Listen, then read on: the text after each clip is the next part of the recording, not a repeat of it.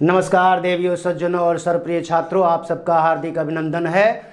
7वीं कक्षा वसंत हिंदी की वसंत पाठ्य पुस्तक की एक वर्कशीट है, वर्कशीट संख्या 4। इसमें पाठ का नाम है दादी माँ, जिस पर एक पैराग्राफ दिया हुआ है। उस पैराग्राफ के आधार पर कुछ प्रश्न हैं, 5 प्रश्न हैं। उन 5 प्रश्नों के उत्तर देखते हैं। पहला प्रश्न है, लेखक ने कौन कौन से हिंदी महीनों की बात की है? बड़ों से पूछकर सभी हिंदी महीनों के नाम लिखिए। तो सबसे पहले आषाढ़, अगहन, चैत, क्वार यानी कि वर्षा, इन 4 देशी महीनों के नामों का उल्लेख है इस पैराग्राफ में। और अगर हम 12 महीनों की बात करें तो यहाँ से चैत्र महीना, अब ये पहला महीना है हमारे देशी हिंदू कैलेंडर के मुताबिक। ये जो महीना है चैत्र का, ये नवरात्रे चल रहे हैं, ये पहला महीना है। पहला महीना चैत, फिर दूसरा वैशाख, ज्येष्ठ, आषाढ़, श्रावण, भादव, आश्विन, कार्तिक, अगहन, पूस, माघ, फागुन, ये 12 देशी महीनों के नाम हैं। दूसरा प्रश्न है, गद्यांश में कौन कौन से खाद्य पदार्थों के बारे में बताया गया है? तो देखिए, इन खाद्य पदार्थों के बारे में बताया गया है आम, जामुन, चिवड़ा। चिवड़ा का मतलब है पोहा, यहाँ आम बोलचाल की भाषा में पोहा बोलते हैं इसको। गुड़ और लाई, ये खाद्य पदार्थ उल्लिखित हैं इसमें। इसके बाद तीसरा प्रश्न है, लेखक बीमार कैसे हुआ? उसे कैसी बीमारी अच्छी लगती है? तो देखिए, लेखक वर्षा के झाग भरे सुगंधित पानी में नहा धोकर बीमार हुआ और उसे हल्की बीमारी अच्छी लगती है। चौथा प्रश्न है, इस बार लेखक का ज्वर कब उतरा? तो इस बार लेखक का ज्वर रात 12 बजे के बाद उतरा। पांचवा प्रश्न है, आपको यदि ज्वर हो जाए तो कैसा लगता है और आप ज्वर में क्या क्या खाते हैं, ये लिखिए। ये मैंने नहीं लिखा है, इसके उत्तर आप स्वयं लिखें कि आपको कैसा लगता है जब आपको बुखार आता है।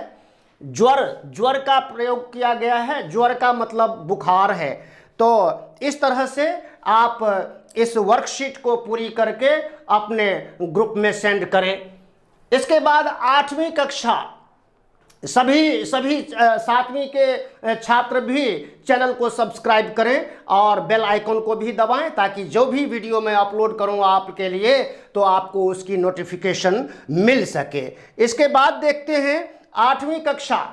8वीं कक्षा की हिंदी सेम पुस्तक का नाम वही वसंत है और इसका भी वर्कशीट 4 है, ये चौथी वर्कशीट है ये।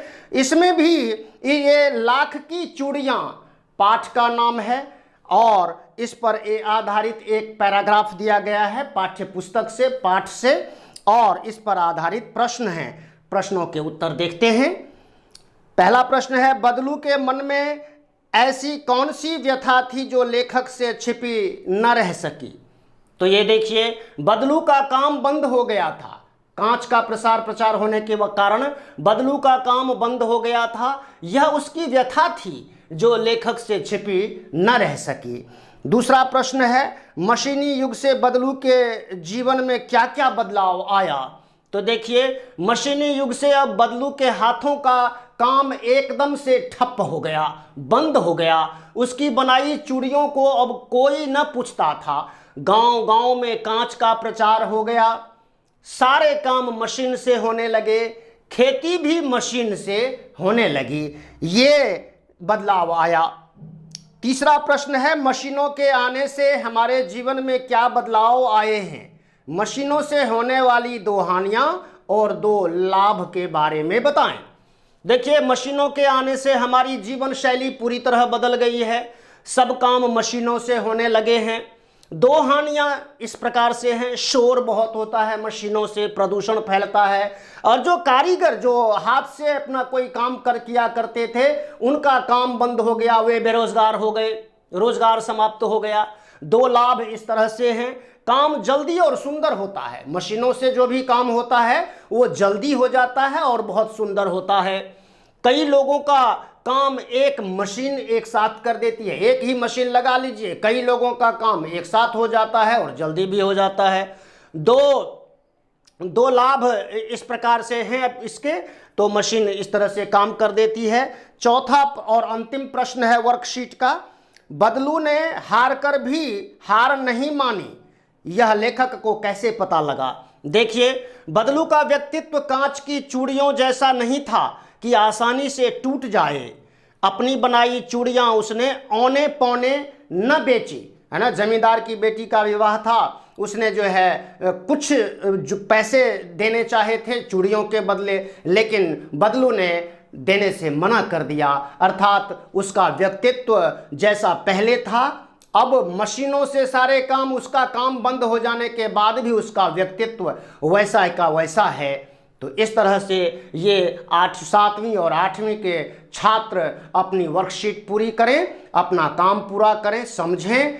चैनल को सब्सक्राइब करें, लाइक करें, शेयर करें और बेल नोटिफिकेशन वाली जो आइकन, बेल आइकन होता है, उसको भी दबा दें ताकि आप तक लेटेस्ट नोटिफिकेशन प्राप्त हो सके आपको। धन्यवाद, नमस्कार, जय हिंद, जय भारत, जय भारत।